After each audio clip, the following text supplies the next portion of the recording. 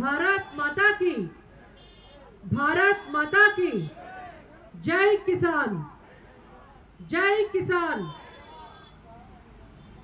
కొత్తగా ఏర్పడ్డటువంటి కాంగ్రెస్ పార్టీ రైతులకు వ్యతిరేకంగా తీసుకుంటున్నటువంటి నిర్ణయాలు, రైతు హామీలను అమలు చేయకుండా మోసం చేస్తున్నందుకు నిరసనగా భారతీయ జనతా పార్టీ ప్రజాప్రతినిధుల 24 గంటల నిరసన నిరాహార దీక్షకు అధ్యక్షత వహిస్తున్నటువంటి శాసనసభ పక్ష నేత శ్రీ ఏలేటి మహేశ్వర్ రెడ్డి గారికి, మల్కాజ్గిరి ఎంపీ మాజీ మంత్రివర్యులు పెద్దలు శ్రీ ఈటల రాజేందర్ గారికి, ఆదిలాబాద్ ఎంపీ పెద్దలు నగేష్ గారికి, శాసనసభ్యులు పైడి రాకేష్ రెడ్డి గారికి, హరీష్ గారికి, రామారావు పటేల్ గారికి, కిసాన్ మోర్చా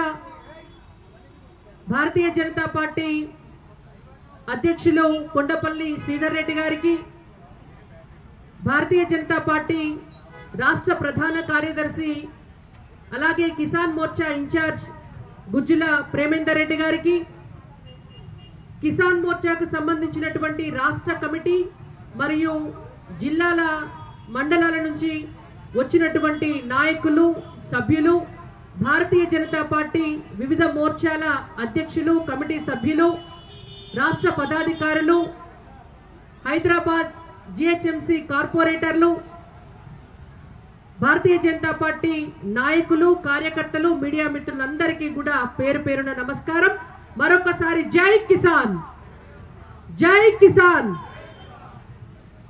ఇవాళ రైతులు ఎంత గోసపడుతున్నారు తెలంగాణ రాష్ట్రంలో అనేది గత 10 సంవత్సరాల కాలంలో పొయ్యి మీద ఉంటే ఇవాళ పెనం మీద పడ్డట్టుగా వాళ్ళ బ్రతుకులు తయారైనవి అనడానికి ఈరోజు గ్రామాలకు పోతుంటే కనిపిస్తున్నటువంటి పరిస్థితి। నేను ఒక రైతు బిడ్డగా మా బాబు ఈ రోజు వరకు కూడా వ్యవసాయమే చేస్తాడు, మా చుట్టాలు పక్కాలందరూ కూడా ఈ రోజు వరకు కూడా అందరూ వ్యవసాయమే చేస్తారు కాబట్టి ఊళ్ళకు పోయినప్పుడు నిజంగా అక్కడ ఏం జరుగుతోంది అనేటువంటిది చూస్తే వాళ్ళతోటి దినం దినం మాట్లాడుతుంటే దుక్కి దున్నిన కాన్ నుంచి, నాట్లేసిన కాన్ నుంచి, కలుపు తీసిన కాన్ నుంచి, కోతలైన కాన్ నుంచి, పండినటువంటి పంట కళ్ళం మీదకెళ్ళి రైస్ మిల్లుకు పోయే కాడికి, లేదంటే మార్కెట్కు తీసుకుపోయి పత్తో లేకపోతే జొన్నలో అమ్ముకునే కాడికి వాళ్ళ చేతికి డబ్బులు వచ్చేదాకా రైతు అనేటువంటి వ్యక్తి కుటుంబంతో సహా ప్రాణాలు అరిచేతిలో పెట్టుకొని పడ్డ కష్టానికి 10 రూపాయలన్నా వస్తాయో రావో అని ఆ భగవంతుణ్ణి, ఆ వానదేవుణ్ణి, ఈ ప్రభుత్వాలను, పైసలు ఇచ్చేటటువంటి రైస్ మిల్లర్లను వేడుకుంటా గాల్లె దీపం పెట్టినటువంటి పరిస్థితే ఇవాళ తెలంగాణలో ఉన్నటువంటి రైతుల పరిస్థితి। తెలంగాణ రాష్ట్రం వస్తే 1 కోటి రూపాయలు ఒక్క ఎకరంలో పండిస్తా అని చెప్పి ఫామ్ హౌస్ల 1 కోటి రూపాయలు ఎకరానికి పండిస్తా అన్నటువంటి కేసీఆర్ గారు ఆనాడు 1 కోటి రూపాయలు కాదు కదా, రైతులకి ఏడాదికి 1 లక్ష రూపాయలు ఒక్క ఎకరంలో పండించుకునేటటువంటి ఒక వ్యవసాయ ప్రణాళిక కూడా తీసుకురాలేకపోయింది। కొత్తగా అధికారంలోకి వచ్చే ముందు వరంగల్లా రైతు డిక్లరేషన్ అని పెట్టి ఆనాటి పిసిసి అధ్యక్షులు నేటి ముఖ్యమంత్రి రేవంత్ రెడ్డి గారు ఆనాడు రాహుల్ గాంధీ గారి సమక్షంలో తాను మాట్లాడుతూ ఒక మాట చెప్పినారు, మొత్తం తెలంగాణ రైతులారా మీరందరూ ఇవాళ కొట్టేటటువంటి చప్పట్లతోటి రేపు మీరేసేటటువంటి ఓట్లతోటి కాంగ్రెస్ పార్టీ అధికారంలోకి రావాలే, కేసీఆర్ గుండెలు అదిరిపోవాలి అని। ఇవాళ రైతులు అది నిజమని నమ్మి కాంగ్రెస్ పార్టీని అధికారంలోకి తీసుకొస్తే ఇవాళ కేసీఆర్ గారి గుండెలు ఎదరగొట్టడం కాదు, ఇవాళ రైతులను నిండా ముంచినటువంటి పార్టీ కాంగ్రెస్ పార్టీ। ఆనాడు రైతు డిక్లరేషన్ లో రైతులందరికీ కూడా హామీలు ఇచ్చినారు, ఒక్క విడతతోటే మొత్తం 2 లక్షల రైతు రుణమాఫీ చేస్తామని। ఈనాటి వరకు రేవంత్ రెడ్డి గారి స్వగ్రామంలో కూడా 2 లక్షల రైతు రుణమాఫీ సంపూర్ణంగా కాని పరిస్థితి ఉన్నది।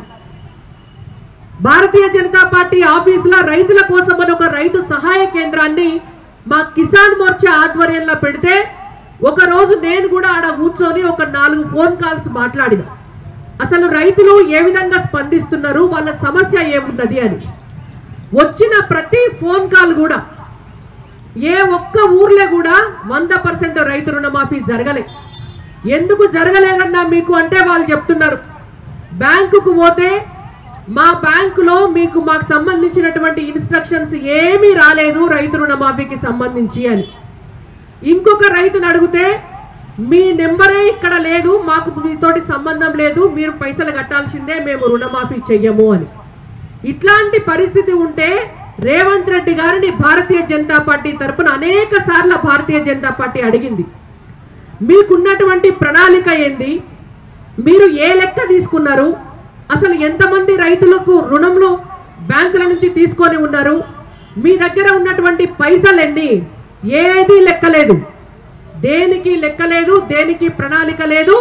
ఇవాళ రుణమాఫీ చేస్తున్నామని చెప్పి మీదికి కొన్ని పైసలు రిలీజ్ చేసి దాన్ని మళ్ళా బీఆర్ఎస్ పార్టీ ఎట్లయితే 10 ఏళ్లు కొనసాగించిందో ఇవాళ కాంగ్రెస్ పార్టీ కూడా అట్లనే కొనసాగించి రైతులను నిండా ముంచి ఇవాళ 2 లక్షల రుణమాఫీ జరగకుండా వాళ్ళకి కొత్త రుణాలు రాకుండా రైతులను మోసం చేసినటువంటి పార్టీ కాంగ్రెస్ పార్టీ.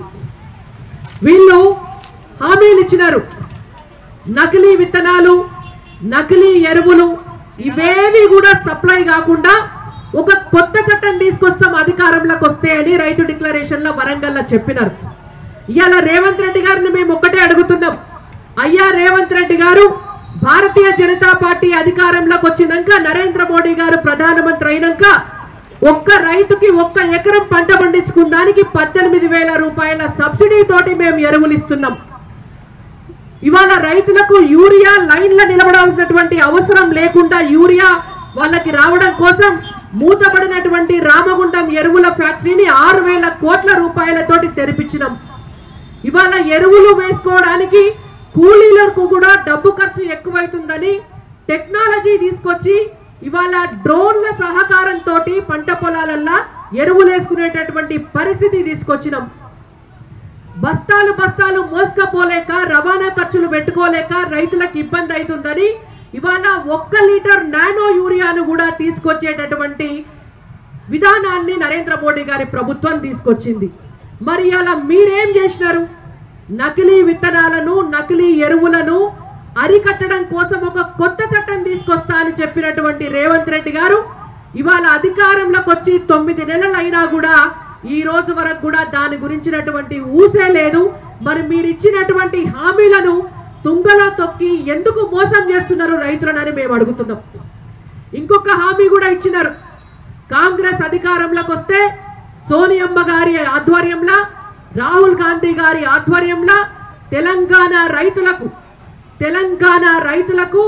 తెలంగాణలో ఎక్కువగా పండేటటువంటి వరికి, మొక్కజొన్నకు, జొన్నకు, చెరుకుకు, పత్తికి అన్నిటికీ కూడా కనీసం 500 రూపాయలు ఎక్కువ బోనస్ ఇచ్చి మేము ఇక్కడనే ఈ రాష్ట్రంలోనే ఎంఎస్పీకి అడిషనల్ గా పైసలు ఇస్తామని చెప్పి ఆనాడు రైతు డిక్లరేషన్ లా తెలంగాణ రైతులందరికీ కూడా హామీ ఇచ్చినారు.